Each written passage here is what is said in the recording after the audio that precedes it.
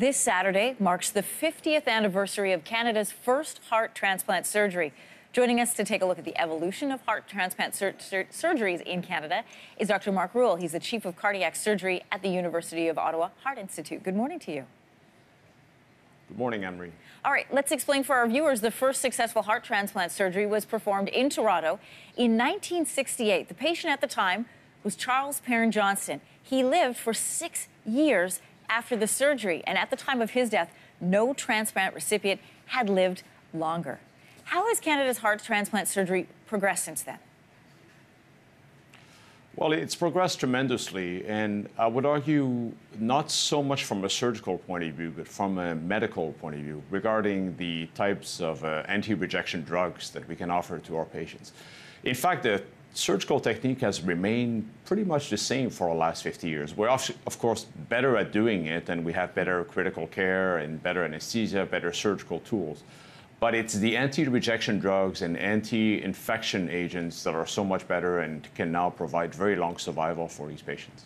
You yourself have performed approximately 100 heart transplant surgeries. Do you see a time when technology could possibly take over, the surgery may no longer be necessary?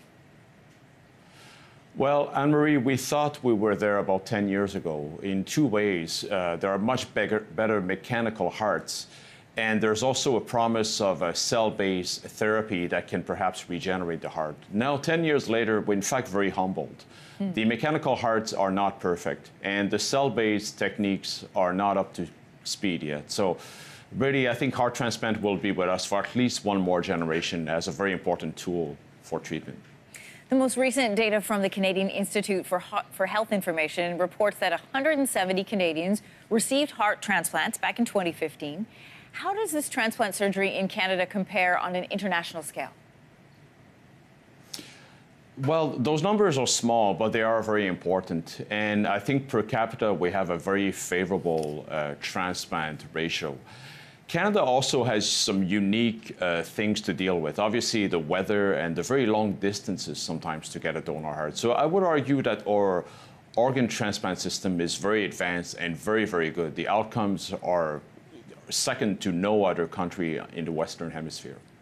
It's an important medical marker in our history here in Canada. Doctor, thank you for joining us from Ottawa. Most welcome. It's been my pleasure.